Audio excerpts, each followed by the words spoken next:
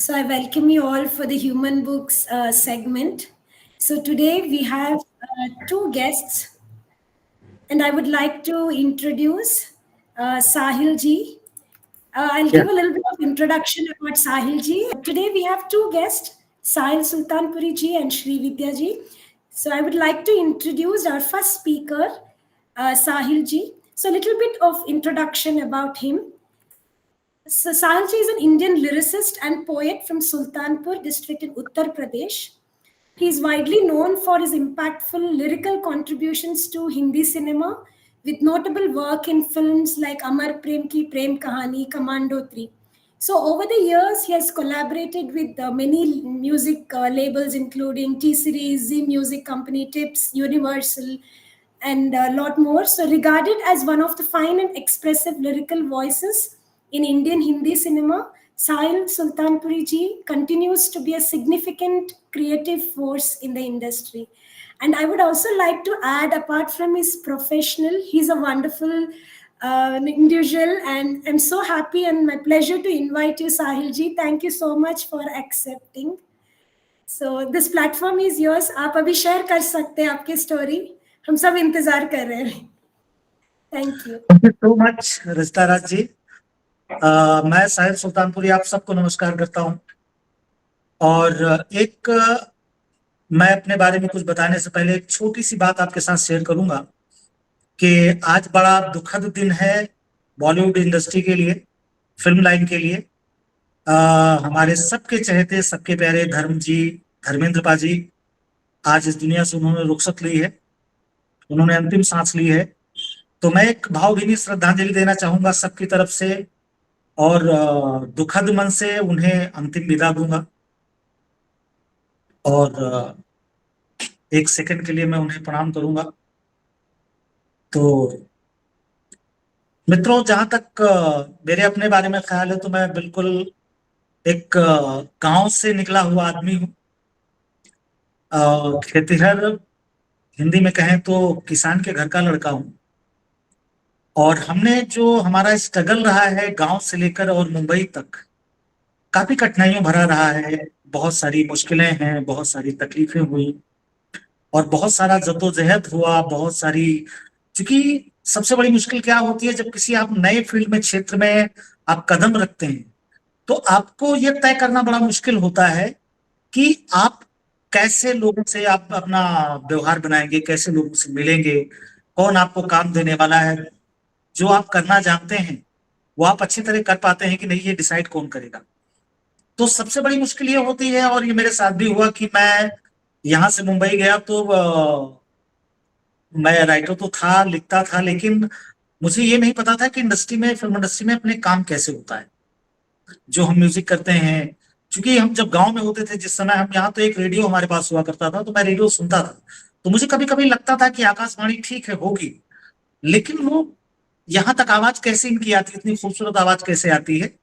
और ये जो बज रहा है रेडियो में, जो इंस्ट्रूमेंट्स बज रहे हैं, ढोलक है, तबला है, मंजीरा है, हारमोनियम है, तो ये सोचकर मैं बड़ा हैरान हुआ करता था. और ये जो जिज्ञासा थी मेरे दिलो दिमाग में एक तरह से थी कि मुझे कुछ ऐसा कुछ करना है जो कुछ नया प्रदान करे, मेरी जिंदगी में कुछ नया हो. चूंकि किसान के घर का लड़का हूं तो खेती तो मैं कभी भी कर सकता हूं, मैंने की भी है. और इसका मतलब ये नहीं है कि मुझे नया करने के हिसाब से खेती से कोई मोहब्बत कम हो गई है. मोहब्बत आज भी है, कल भी रहेगी. वो इसलिए कि भारत किसानों का देश है और मुझे बड़ा प्रेम है किसानों से. चूंकि अगर हिंदुस्तान में किसान जिंदा है, किसान की अपनी ताकत जिंदा है, खेती जिंदा है, तो हमारा पूरा हिंदुस्तान जिंदा है. क्योंकि हम खाते पीते तो किसानों के घर से ही, किसान ही मेहनत करते हैं, फसल उगाते हैं और उसके बाद हम तक पहुंचती है.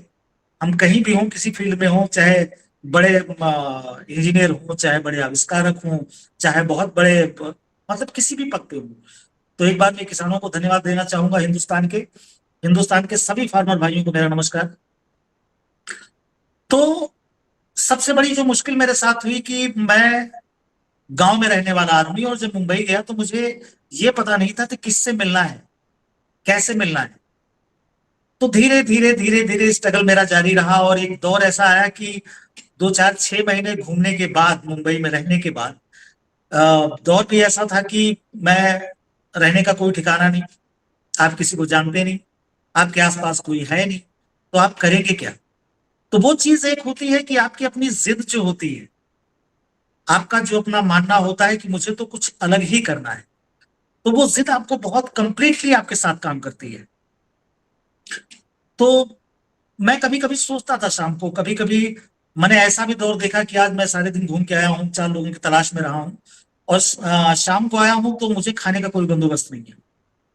तो मैंने लाइनों में लगकर, कतारों में लगकर, कई गुरुद्वारों में, कई मंदिरों में, या कहीं और भी जगह जहां मुझे कभी खाना मिला कि यहाँ खाना मिल सकता है, तो मैंने लाइनों में लगकर खाना खाया, और लेकिन अपना स्ट्रगल जारी रखा। हमने अपना जो कदम है वो हमने पीछे नहीं दिया। तो ये जो थोड़ी सी मेरे अंदर जिद कह सकते हैं, और ऊपर वाले का एक इंस्पिरेशन कह सकते हैं, उसका दिया हुआ एक वरदान कह सकते हैं, कि जो आपके अंदर, चूंकि मेरा मानना है कि हिंदुस्तान में या पूरे संसार में अगर आप देखेंगे, तो कलाकार जो होता है, ऊपर वाला अपने हिसाब से, अपने ढंग से बनाता है, ये मेरा मानना है। क्योंकि और चीजें, कुछ चीजें हैं जिन्हें सीखा जा सकता है। जैसे आप कारपेंटर हैं, आपको कारपेंटरी अगर करनी है तो आपको कारपेंटर के यहाँ रह के 4 दिन सीख सकते हैं। लेकिन राइटिंग जो है, या एक्टिंग स्किल जो है, या फिर कुछ और चीजें हैं जिन्हें ऊपर वाला स्पेशली आपको एक चिप लगा के आपके अंदर देता है, जो गॉड गिफ्टेड होती है, जिसे हम कहते हैं कि भगवान का दिया हुआ है। तो वो चीजें आप में जब रहती हैं, तो जब भी उनको वक्त मिलता है, जब भी उनको मौका मिलता है, जब भी उन्हें निकलने का टाइम मिलता है, तो वो चीजें लोगों के सामने आती हैं। बशर्ते ये है कि आप अपनी जिद पर एक जगह खड़े होने की ताकत रखते हो, आपको ये लगता हो कि मैं यहीं खड़ा रहकर अपना काम कर सकता हूँ और मुझे यही करना है। तो ये जिद मेरे काम आई, और मैं काफी वक्त तक लोगों की तलाश में धीरे धीरे जब रहा, तो मुझे कुछ लोग मिले जिन्होंने कहा कि भाई, उस दौर में जब मैं गया था, ये बात होगी कुछ 95-96 की, तो टी सीरीज का बड़ा नाम हुआ करता था हिंदी म्यूजिक इंडस्ट्री में। बड़ा नाम था टी सीरीज का, और टी सीरीज ने एक फिल्म बनाई थी आशिकी, जिसमें मतलब सुपर डुपर हिट गाने दिए थे। उससे बहुत सारे लोग उस फिल्म लाइन से, मतलब उस फिल्म से काफी लोग निकले। नदीम श्रवण साहब निकले, सुपर डुपर हिट हुए। कुमार सानू हिट हुए, और अलका जी वहां से निकली। तो उस कंपनी का बड़ा नाम था। तो मुझे भी कभी लगता था कि मे भी, अगर कभी ऊपर वाले ने चाहा, अगर ऊपर वाला कभी मेहरबानी करे और मैं इस कंपनी तक पहुंच पाऊं, तो शायद मेरा काम हो सकता है। तो ये दौर तो मेरे साथ रहा। तो मैं एक दिन, किसी ने मुझे सुझाया कि अभी, ये बात है 99 की, 99 में एक वर्ल्ड कप क्रिकेट आया था। उस समय क्रिकेट का बड़ा दौर था हिंदुस्तान में, और कुछ कैसेट कंपनीज ने क्रिकेट पे गाने निकाले थे, और वो क्रिकेट के गाने बीनस ने सबसे पहले शुरू किया। उसके बाद एक दिन मुझे किसी ने कहा कि जाके टी सीरीज में आप मिल लो, मुलाकात कर लो, शायद आपको वहां काम मिल सकता है। मैंने जाकर टी सीरीज में मुलाकात की, मैंने अपना परिचय दिया, तो उन्होंने कहा हाँ, गाने आपको मिल सकते हैं, आप क्रिकेट पे लिखते हैं, आपको क्रिकेट आता है।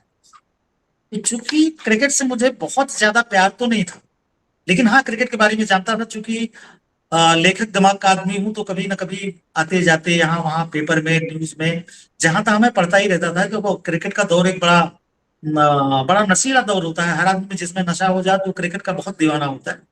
तो मैंने कहा हाँ, मैं क्रिकेट के बारे में जानता हूँ, मैं लिख सकता हूँ। तो उस दौर में मुझे एक बड़ा चांस मिला, जिसे मैं अपने लिए बड़ा भाग्यशाली महसूस करता हूँ, और टी सीरीज को धन्यवाद देना चाहूंगा कि उन्होंने मुझे पहली बार खड़ा किया बगैर मेरा कोई काम देखे, चूंकि मैं नया था। तो वर्ल्ड कप क्रिकेट में मैंने गाने लिखे, और उस एल्बम ने मुझे एक नई जिंदगी दी, और मुझे उड़ने के लिए जो मेरे पर थे, उन परों को एक नई मजबूती दी, और मुझे लगा कि मैं अपना सफर आगे तय कर सकता हूँ। तो ये मेरे सफर का पहला पड़ाव रहा, जब मुझे लिखने का मौका मिला, लोगों के साथ काम करने का मौका मिला, और लोगों के साथ मैंने, और ढेर सारे लोगों से मुलाकातें हुई, उनसे बात हुई। कुछ लोगों ने मेरे राइटिंग स्किल की तारीफ की कि आप बहुत अच्छा लिखते हैं। तो धीरे धीरे धीरे धीरे इस तरह मुझे काम मिलना शुरू हुआ, और काम मिलना शुरू हुआ। तो आज, अभी मैंने थोड़ी देर पहले एक बात की, मैंने धर्म जी की बात की, तो एक छोटी सी कहानी आपको बताता हूँ, जो मेरी लाइफ की बहुत मजबूत कहानी है। मेरे मजबूत कदमों के लिए वो सबसे बड़ी एक सीढ़ी है। कि धर्म जी की एक फिल्म थी, उस समय शुरू हो रही थी, काली की सौगंध। धर्म जी उसमें हीरो थे। तो उस दौर में मैं बिल्कुल नया नया था, मेरे ख्याल से 2002-3 की बात होगी। तो मैंने धीरे धीरे उनके जो डायरेक्टर साहब थे, मेरी मुलाकात किसी ने कराई। तो मैंने कहा कि यार सर, अगर आपके पास गाना है तो आप मुझे भी लिखवाएं, क्योंकि मैंने अभी टी सीरीज के साथ काम किया है और भी एक दो जगह कर रहा हूँ, तो अगर गुंजाइश है मेरे लिए तो आप बताएं। तो उन्होंने कहा 1-2 दिन बाद आइए। 1-2 दिन बाद हमने उनसे मुलाकात की, तो उन्होंने कहा देखो यार, ऐसा है कि गाने ऑलमोस्ट हमने 3 गाने रिकॉर्ड किए हैं। एक गाना है जो मतलब थोड़ा सा आइटम नंबर है, मतलब परंपरा से हटकर है, कि रोमांटिक नहीं है, सैड नहीं है, तो अगर आप कर सकते हैं तो मैं आपको सिचुएशन बताता हूँ। मैंने कहा बताएं। उन्होंने मुझे सिचुएशन दी और मैंने जी जान इसलिए लगाया, और भी ज्यादा, हद से ज्यादा, कि मुझे पता चला कि उस फिल्म में धर्मजी हीरो हैं। तो वो गाना मैंने किया, गाना रिकॉर्ड हुआ, गाना धर्म जी के बंगले पर उनको ले जाके सुनाया। धर्म जी ने बड़ी तारीफ की गाने की, बोले यार बहुत अच्छा गाना लिखा है। तो बोले लिखा किसने? बोले ये बंदे ने लिखा हुआ है। तो मैं बिल्कुल नया गांव का आदमी था, बिल्कुल कुर्ते पजामे में उस समय हुआ करता था, जैसे आम गांव में होते हैं, कभी होते हैं, थैला लटका लिया और चले गए। तो मुझे एक बल मिला कि पहली बार मुलाकात हुई, और मेरी जो इच्छा शक्ति है उसको एक बल मिला, एक ताकत मिली मुझे कि नहीं, सच में मैं लिख सकता हूँ। क्योंकि धर्म जी जैसा आदमी अगर ये कह रहा है कि मैंने अच्छा लिखा है, तो मुझे लगता है कि मैं सच में बहुत अच्छा लिखता हूँ। तो ऊपर वाला उनकी आत्मा को शांति दे, ये धर्म जी का एहसान था मेरे सर पे, वो गाना उन्होंने कहा।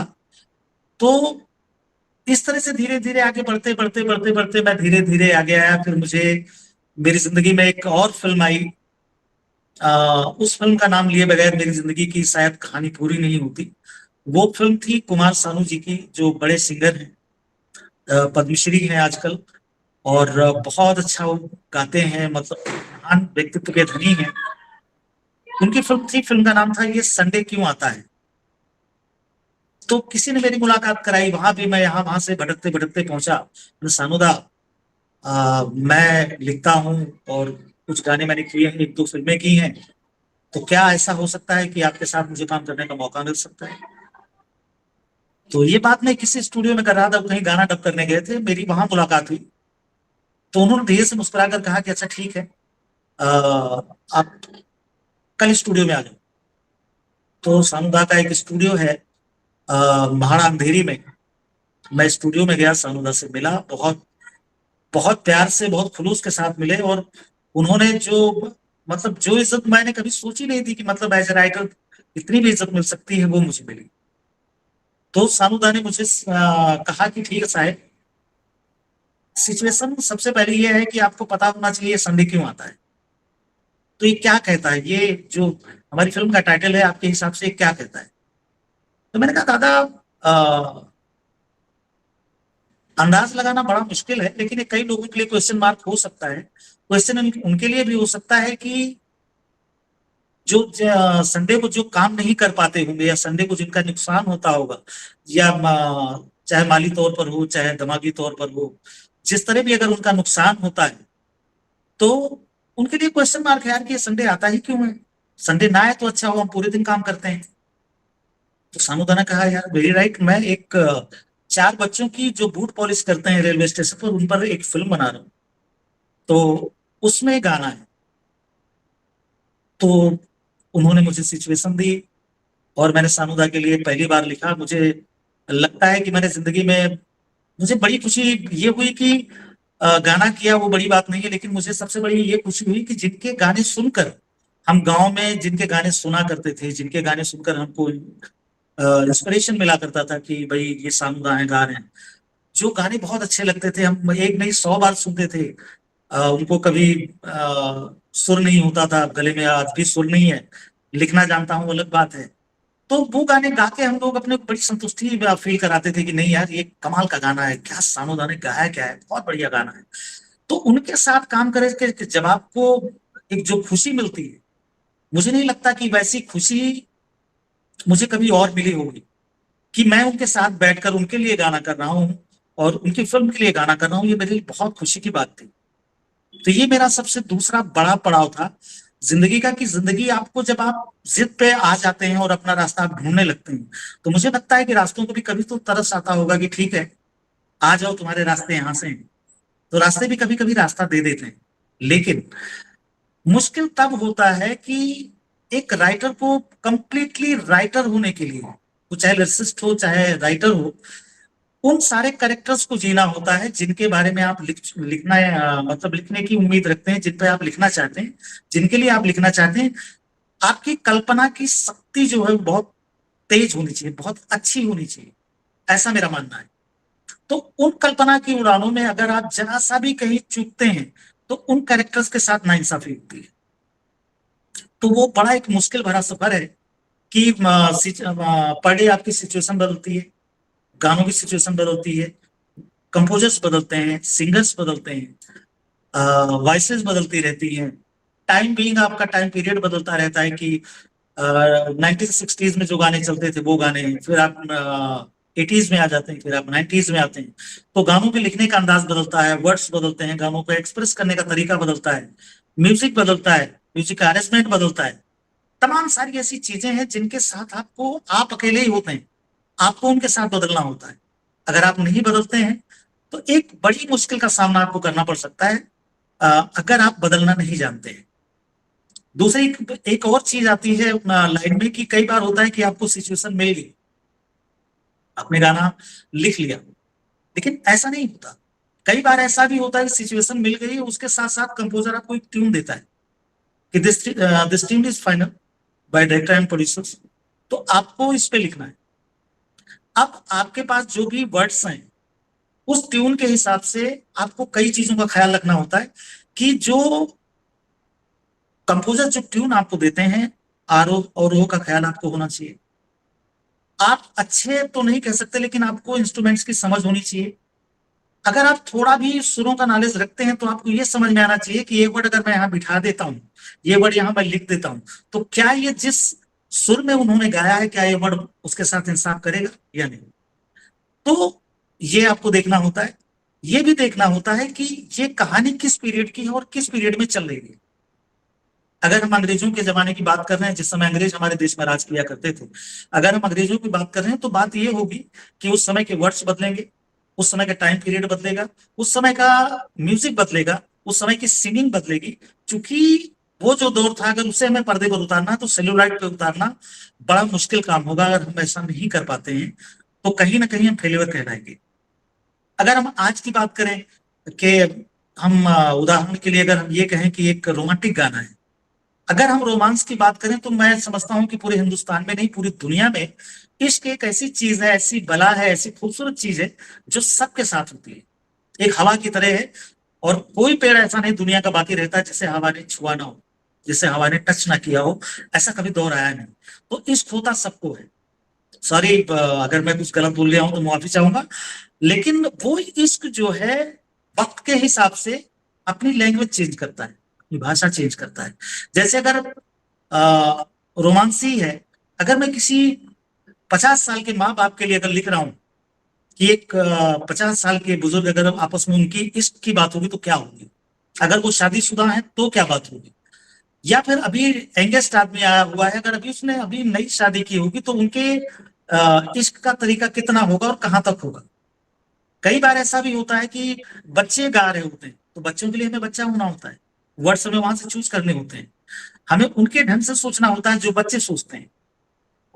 तो ये जो चीजें हैं, उसी हिसाब से जैसे भी एकदम एक कपल हुआ अभी कॉलेज में है, जस्ट कॉलेज एट, और कॉलेज एट में उनकी सोच क्या है, आधी इंग्लिश होगी या आधी उनकी लोकल लैंग्वेज होगी, या फिर वो जैसे भी बात कर रहे होंगे उनकी अपनी लैंग्वेज होगी, तो उसको पर्दे पर उतारने के लिए, दिखाने के लिए जो वर्ड्स चूज करने होते हैं, आपको, मुझे ये लगता है कि ढेर सारी मेहनत की जरूरत होती है और ढेर सारे नॉलेज की जरूरत होती है। बहुत सारे वर्ड्स आपके पास होने चाहिए, एक वर्ड्स के कम से कम 10 मायने आपको पता होने चाहिए, तो मुझे लगता है कि आप अच्छी तरह उस गाने के साथ इंसाफ कर सकते हैं। तो ये जो दौर है, इसको जीने के लिए राइटर को कई बार अपने आप को भी कभी कभी ऐसा लगता है कि मैं हूं क्या।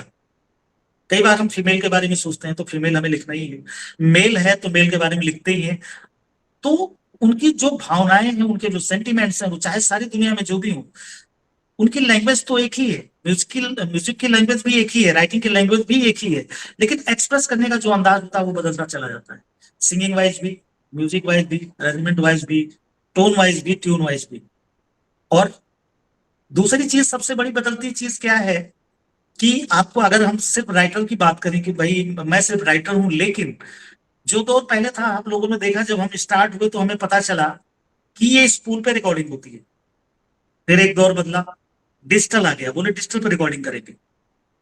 डिजिटल पे रिकॉर्डिंग होते होते आज हम इस दौर में आ गए हैं कि नेट और एआई काम कर रहा है। तो ये जो दौर चल रहा है, आपको हर जगह हर कदम पर आपको बदलना होगा, आपको बदलते रहना चाहिए, ये बड़ी बात है। तो सानुदा का मैं बहुत बहुत धन्यवाद करूं कि उन्होंने एक बड़ी मजबूत जमीन दी मुझे। उसके बाद उनके साथ मैंने बड़ा सारा काम किया, ढेर सारा काम किया। और उसके बाद मैं थोड़ा सा आगे आया तो मुझे एक कदम और, एक बड़ी सीढ़ी मिली, एक बड़ा अ, पायदान मिला, जिसे हम कहते हैं आशा भोसले जी। आशा भोसले जी हिंदुस्तान की बहुत बड़ी सिंगर है, लता जी की बहन है। तो सभी, सारी दुनिया उनको जानती है, मैं जानता हूं तो क्या जानता हूं, सारी दुनिया उन्हें जानती है। तो उनके साथ मुझे काम करने का एक मौका मिला। उनकी एक फिल्म थी, फिल्म का नाम माई। माई हम लोग इंग्लिश, माई अवधी का भी वर्ड है और मराठी का भी वर्ड है, बट फिल्म हिंदी थी। और माई का मतलब होता है mother. My love your mother, ये पूरा टाइटल था उसका। तो उसमें मुझे गाने करने का मौका मिला, और मेरा सौभाग्य रहा कि मैं ऐसी और इतनी बड़ी शख्सियत के साथ खड़ा हो पाया, या उनके लिए मैं कुछ काम कर पाया, उनके साथ बैठकर मैं लिख पाया। ये मेरे लिए किसी अवार्ड से कम नहीं लगा कभी। और उसके लिए मुझे तैयारियां कहें तो, जो इंकरेजमेंट उनकी तरफ से मिला, जब भी मैं उनके साथ मैंने बैठकर सीटिंग की, जब भी उनको मैंने गाने सुनाए, जब भी मैंने कोई लाइन चेंज की, जब भी मैंने कुछ लिखा, तो उनके साथ बैठकर जो एक महसूस होना, जिसे कहते हैं कि आप अपने आप को, ऐसा लगता है कि कौन सी दुनिया से आप आ गए और कौन सी दुनिया में आ गए हैं आप। तो इतने महान लोगों के साथ काम करने का जो मेरा अनुभव रहा, बड़ा अच्छा रहा। तो उनकी मैं एक बड़ी बात बताता हूं कि उस फिल्म में, माई में, जो एक गाना था बच्ची का, जिसमें आशा जी डांस कर रही हैं फिल्म में, और सेंट्रल रोल में है, उन्होंने एज ए हीरोइन वो फिल्म की थी।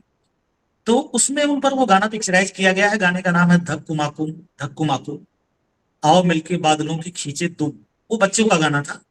तो उसमें कमाल बात यह है कि एक मैं ये कह सकता हूं कि एक रिकॉर्ड कह सकता हूं मैं अपने लिए, क्योंकि अभी सेम चीज पर कई लोगों ने बात की है। तो उसमें आशा जी की जो बेटे की बच्ची है, जानई भोसले, उन्होंने उस गाने को गाया है। ये मेरे लिए एक रिकॉर्ड है कि मैं दादी के साथ भी काम कर रहा हूँ, उनकी पोती के साथ भी काम कर रहा हूँ, और पोती ने दादी के लिए गाना गाया और आशा जी उसमें नाच रही है।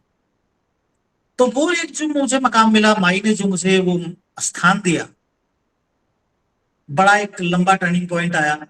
और मैंने और लोगों से मुलाकात हुई, कुछ और लोग मिले जिंदगी में जिन्होंने मुझे बड़ा सहारा दिया। और आशा जी के साथ जो मिलने का मेरा सौभाग्य प्राप्त हुआ, नितिन शंकर जी, उन्होंने मुझे मिलाया, धन्यवाद देना चाहूंगा उन्हें। इसके बाद और मेरी जर्नी शुरू होती है, यही खत्म नहीं हुआ, मैं और आगे बढ़ा और आगे बढ़ा। तो मेरी लाइफ में एक और फिल्म आई, फिल्म का नाम था सात उचक्के। सात उचक्के एक नीरज पांडे जी की फिल्म है, बड़ी फिल्म है। इस दौरान और भी कई फिल्में मैंने की, लेकिन सात उचक्के इसलिए मैं कह सकता हूँ कि उसमें इंडस्ट्री के काफी बड़े कलाकार थे, मनोज बाजपेयी जी, अनुपम खेर साहब, वगैरह वगैरह, के मेनन साहब। तो बड़े कलाकार थे। और उसमें मुझे सबसे खुशी की बात ये महसूस होती है कि अमीर खुसरो साहब का नाम जब मैंने सबसे टॉप पे देखा, एज ए लिरिसिस्ट, मतलब एक कालम जो होता है, तो अमीर खुसरो साहब का एक गाना छाक तिलक सब छीनी, इसने रिमिक्स किया। उसके साथ और भी इंडस्ट्री के बड़े लोग लगे, तो उसमें एक मेरा भी नाम आया। तो मुझे और एक खुशी मिली कि एक बड़ा मकाम आपको हासिल हुआ। और इस तरह से धीरे धीरे धीरे धीरे एक पायदान चढ़ते चढ़ते उस जिद ने कहीं ना कहीं पहुंचाना, शायद ऊपर वाले को भी ये मंजूर होगा कि मुझे आगे जाना है, तो उन्होंने मुझे आगे पहुंचाया।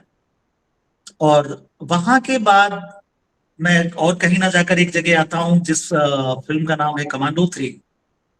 कमांडो 3 का एक गाना था अखियां मिलावांगा, पंजाबी वर्जन का गाना था। तो हिंदी पंजाबी मिक्स था, लेकिन उसमें 70% पंजाबी मैंने यूज किया था। फिलहाल लोग मुझे कहते हैं, उस जमाने में कई बार क्वेश्चन लोगों ने मुझे पूछा कि आप उत्तर प्रदेश से हैं तो आप वहां चूंकि अवधी बोली जाती है या खड़ी हिंदी बोली जाती है, आप पंजाबी कैसे लिख सकते हैं? तो मुझे लगा कि जवाब सच में कठिन है, कि ये कहना तो बड़ा मुश्किल है कि मैंने पंजाबी कैसे लिखी। तो मैंने कहा देखिए, सारे जो देश हमारा है ये अनेकता में एकता वाला देश है, और बहुत जगह पर बहुत सारी भाषाएं बोली जाती हैं। मैं पूरे देश की जितनी भी भाषाएं हैं, मैं तो चाहता हूं कि सबका समंदर मेरे पास हो। नहीं है, जितना है वो अलग है, लेकिन मैं सारी भाषाओं को प्यार करता हूँ। वो चाहे तमिल हो, कन्नड़ हो, तेलुगु हो, मल्लू हो, चाहे हिंदी हो, संस्कृत हो, पंजाबी हो, बंगाली हो, भोजपुरी हो, मैथिली हो, जितनी भी भाषाएं, जितने हिंदुस्तान में सारी भाषाएं बोली जाती हैं, मैं सारी भाषाओं से बहुत प्यार करता हूँ। और कुछ भाषाएं जैसे गुजराती है, गुजराती में बोल लेता हूँ, मैं लिख नहीं सकता, क्योंकि ग्रामेटिकली मैं इसलिए नहीं लिख पाता हूँ कि मेरी स्कूलिंग गुजराती से हुई नहीं है। ऐसे ही मैं मतलब जब पंजाबी के बारे में मैंने उनको बोला कि भाई पंजाबी मुझे, जो आम बोलचाल की भाषा है, वो मैंने कोशिश की है कि गाने के रूप में उतर पाए। क्योंकि मेरे दिल का जो अंदाज है, मेरा दिल जो सोचता है, मैं उसे पेपर पर उतार सकता हूँ कि नहीं। तो उस दौरान लोगों ने कहा यार ऐसा तो हो ही नहीं सकता। हमने कहा ऐसा क्यों नहीं हो सकता भाई, जे আমি बांग्ला बोलची।